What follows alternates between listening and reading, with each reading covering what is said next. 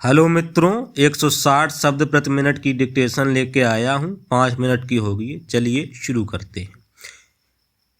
महोदया, मेरा मत है कि यदि पानी किसानों को नहीं मिलता है तो उन्हें एक ही रास्ता दिखाई देता है और वह है ऋण लेना। पिछले कई सालों में जहां खेती के उत्पादन में बिक्री में 2% बढ़ोतरी हुई है, वहीं इनपुट कास्ट में चाहे बिजली, डीजल, पेट्रोल, सिंचाई या ऋण के दरों की हो, उसके उत्पादन लागत में 38% की बढ़ोतरी हुई है।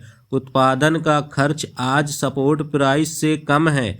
आज जहां लागत व्यय में 4% की वृद्धि हो रही है, वहीं आय में 1.5% की वृद्धि हुई है और किसानों का ज़्यादा ऋण लेना उनकी मजबूरी हो चुकी है। देश में आज भी 85% किसान सीमांतक किसान हैं। उन्हें कोई ऋण नहीं देता है, वे बाजार तक नहीं पहुंच पाते हैं और जब बाजार पहुंचते हैं तो वहां बैठे दलाल और मुनाफाखोर सक्रिय हो जाते हैं और वास्तविक मूल्य किसान को कभी नहीं मिल पाता है। इसलिए आज स्थिति यह है कि जहां किसानों की अपनी ज़मीन भी है, वहां भी वे आज बंधुआ मजदूरों की तरह काम कर रहे हैं।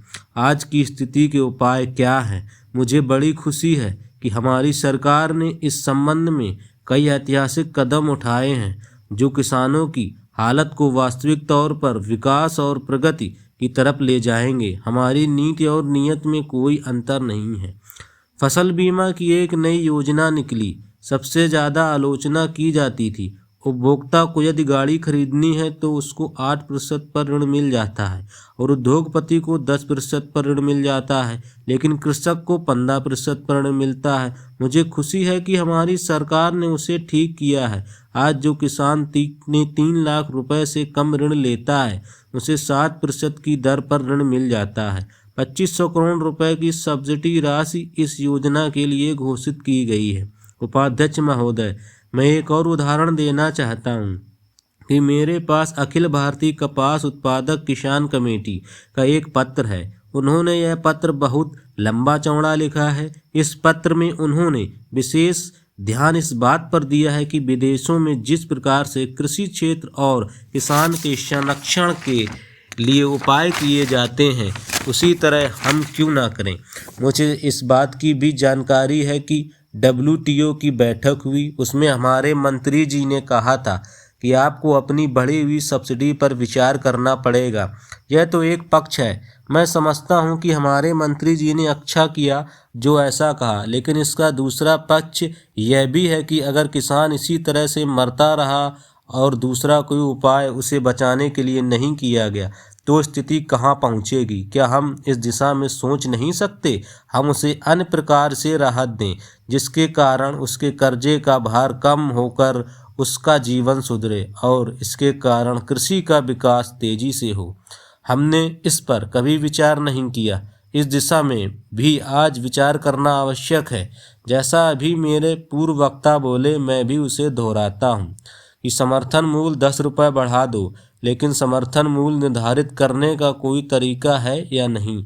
एक बार मैंने सुना था कि सरकार ने यह तय किया था कि पंजाब के एक किसान को 1 वर्ष के लिए उसमें रखा गया, लेकिन उन्होंने जो विचार वहां प्रकट किए, उसके बाद दूसरे साल किसानों के प्रतिनिधि को हटा दिया गया।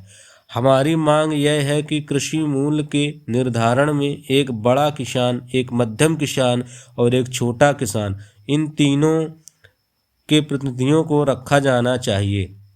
वे अपने विचार रखें और उनके विचारों को स्वीकार करके उसमें से जो अच्छा हल निकाला जा सकता है वह निकालना चाहिए, लेकिन इस दिशा में भी कोई कदम नहीं उठाया गया है।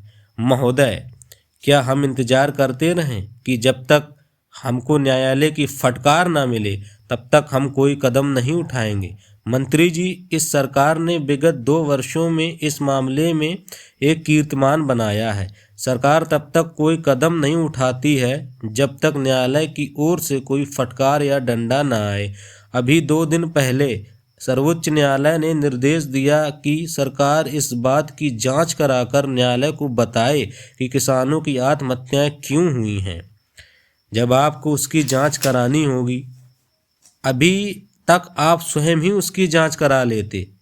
उसके कारणों का पता लगा लेते कि किसान आत्महत्या क्यों कर रहे हैं तो उचित होता। अभी पेप्सी और कोका कोला का मामले सामने आया तो मंत्री जी ने उत्तर ही नहीं दिया और वह खामोश रह गए।